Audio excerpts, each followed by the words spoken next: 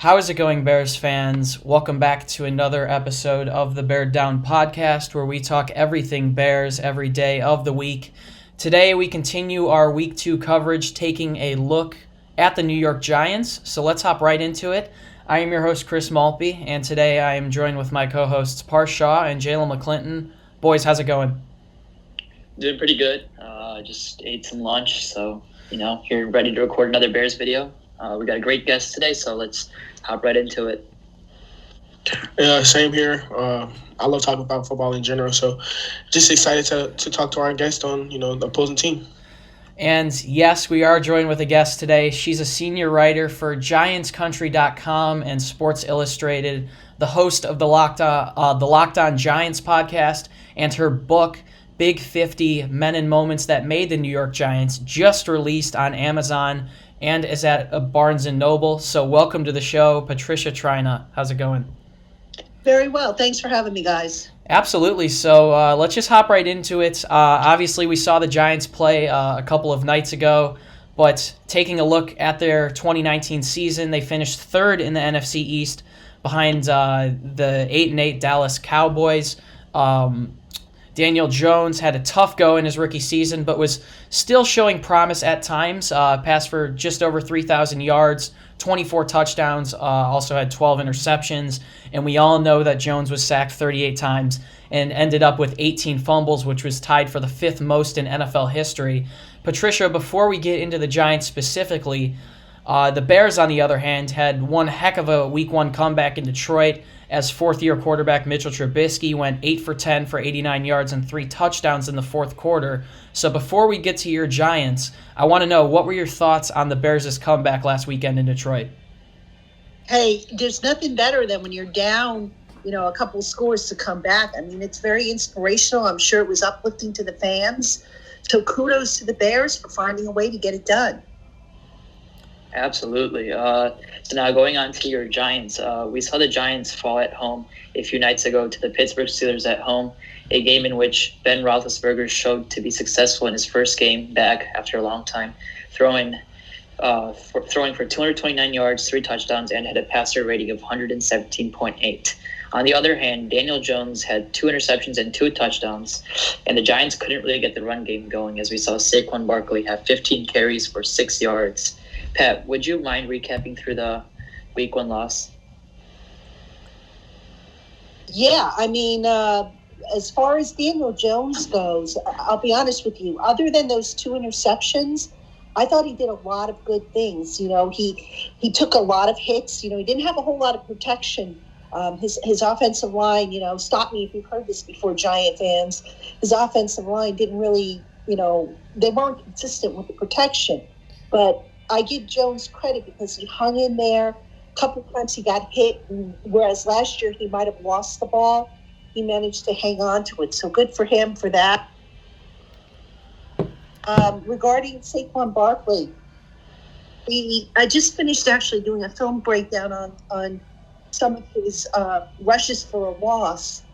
And there's any number of reasons why those happen, but the common thread that I seem to find is the coaching decisions. For example, they would have Barkley line up 7 yards deep in a single back set and not have a lead blocker. And then they would do all these complex things like pulling and whatnot against a fast defense. And all too often I saw instances where the Giants were just getting beat at the point of attack by speed. So why would you call for a slow developing plays in which, the guards have to pull, for example, and get to a spot, which kind of, I think, defeats the whole purpose of matching speed with speed. So I think a lot of that had to do with the coaching staff and the decisions that were called. Now, I'm not saying it was all on them. Obviously, you got to get a hat on a hat, and the Giants didn't do that. But that was probably the common thread that I saw in my film study. Yeah, so I was kind of surprised that Saquon Barkley was stopped that bad. Hopefully the Bears will be able to do that. We gave up almost 100 yards to Adrian Peterson. Saquon Barkley is way younger and probably way more athletic than Adrian Peterson at this time. So my first question for you is, we obviously saw the Giants give up 349 yards on Monday night. A lot of that contributing to the Steelers' run game and Benny Snell. Do you think the Giants will be able to slow down Mitchell Trubisky and Co. this weekend? I think that's going to be the plan. I mean, the Giants, the pass rush was buzzing around the quarterback. I think the problem, though, is the back end of the Giants' defense. You've got to look at that back end. They're still kind of weak back there, in my opinion, in that you have a lot of young guys. And as you guys know, you can have a pass rush up front, but if your back end isn't holding its coverage, that creates a problem. If those guys aren't playing, run support, coming up and defending the run, in those cases where you have a running game, that's a problem. So that, to me, is the area you want to watch as far as the Giants are concerned. Yeah, so, going back to Daniel Jones, he's a quarterback that I compare to Mitchell Trubisky a lot, not only because they're both out of the ACC in college, but they also both arguably maybe were drafted a little bit too high, but we saw Daniel Jones show flashes of what he can be on Monday night, but we also saw him make some costly mistakes, throw some balls up that probably should have been interception, and also made some costly plays as well down the stretch. Looking at the Giants' offense, Darius Slayton had 102 receiving yards and the lone 2 scores in that game. The Bears' defense is looking to bring back Robert Quinn this weekend, a familiar foe to the NFC East who had 11.5 sacks for the Cowboys in 2019. So do you think this Giants' offense will be able to succeed against another tough task that definitely doesn't leave any loose ends in the Bears?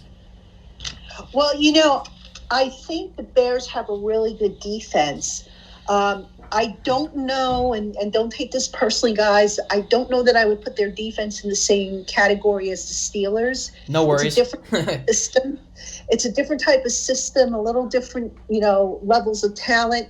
And, just from the outside looking in, the Bears defense, to me, doesn't look as productive as it was when Vic Fangio was your defensive coordinator, and I don't mean that to slam that against Chuck Pagano. It's just a different, there's differences, and you can see it. And the production, I think, has kind of, dropped a little bit. So, I think that the Bears will probably be a little bit more on par with the Giants. I still would give the Bears an advantage, their defense an advantage, because, again, with the Giants, I got to see it on offense before I sit here and say, oh, the Giants are going to roll over any team. But yeah, I think it's going to be a good matchup. I think it'll be a little better matchup for the Giants, but I still think, as of right now, I would say the Bears will probably come out on top. The Giants played a solid first half against the Steelers, but arguably crumbled in the last 30 minutes of the game. What do you think the Giants need to do to win this game? Well, first off, they have to be able to run the ball. I mean, that goes without saying. Oh, yeah. If they can't run that ball and they become one-dimensional, then they become very easy to defend. They've got to cut down on some of the mistakes. Daniel Jones, you look at his numbers, he had some drop balls. I think he had something like 3 drop passes. The protection has got to be much, much better than what it was. There were far too many guys, I think, not getting their assignment. So that's got to happen. And I just think the coaches need to, rethink some of the game planning. It's like you said, you can't have Saquon Barkley against a fast defense, taking 7 yards deep, lining up 7 yards deep, and having all this slow developing plays happen. So that would be one thing. And then on defense, obviously, I think if the Giants pass rush can get to Mitchell Trubisky, they can maybe rattle him a little bit, excuse me, and they can't afford to let the receivers. Now, I don't know if I'm assuming Allen Robinson is going to play. I'm assuming, everything with his contract has kind of calmed down a little bit. But you can't let these guys run wild. You can't let Jimmy Graham run wild or Cole Kmet and all that stuff. You've got to get them, and you've got to bump them and get physical with them. And I think if they do that, they give themselves a fighting chance. Sorry, my mic was muted. So, opposite of Parth's question, on the other hand, we saw the Bears pitch a miraculous comeback in Detroit, but saw consistency issues in the first three quarters as they got down big. What does Chicago need to do to start 2-0 in the season against the Giants? Well, I think they've got to find a way to stop Saquon Barkley. I mean, that's where the Giants' offense begins and ends, I think. And the other thing I would keep an eye on, from a defense to offense thing, is that Jones to Slayton connection. That connection has proven to be very, very fruitful for the Giants for the last 2 years. They also connected on 2 touchdowns Monday night. So I would maybe put a little, extra attention on Darius Slayton if I'm the defense. I think on the other side of the ball, obviously, I think you want to just get after Jones. You want to and attack that defensive secondary. Like I said, that defensive secondary is a big problem for the Giants.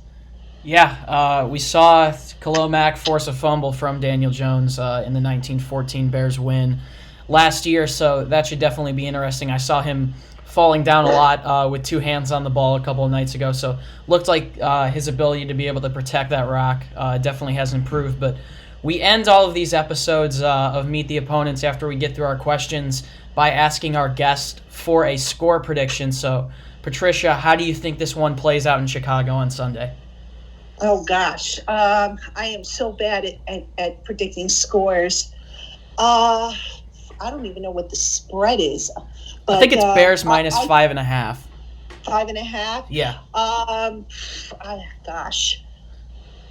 I'm going to say it's going to be a low score. I'm going to say 24-17 Bears. Okay. And then I've got one more question for you. Just it doesn't relate to the game at all. So all of us are college students aspiring to one day enter the realm of sports media, and having someone on from Sports Illustrated, at least for me personally, is so cool because I remember growing up as a young boy reading Sports Illustrated for kids and such. So we ask this to a lot of our guests as we bring them on throughout the last couple of months. So what advice would you have working in the industry for so long for young adults looking to one day enter the realm of sports media? I think you have to find a way to be different. And in order to do that, you have to find what your niche is. We all can't be Adam Schefter or Ian Rappaport. We all have to find what we're good at, and we have to then develop that by practicing. And I think if you do that and you stay committed to your craft and you keep practicing and refining what you do, eventually your work is going to get noticed by more and more people, and you'll get to where you want to be as far as being either a sports broadcaster, a podcaster, or a writer. Awesome. Well, that'll pretty much do it for our Week 2 installment of Meet the Opponents. Thank you so much for joining us today, Patricia Traina. My pleasure, guys.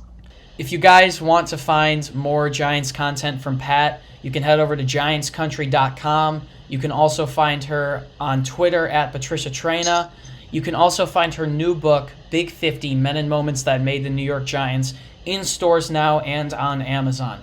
If you want more content from us, you can head over to our website, beardown.com. We're posting a ton of articles and blogs on there every day, putting out a ton of extra content for you all Bears fans who definitely deserve it. If you want to find us on social media to see sneak peeks of podcasts, sometimes we put giveaways on there as well. You can find us on Instagram and Twitter at Bear Down. And finally, you can find the links to all of our social media fan pages on Instagram down in the description.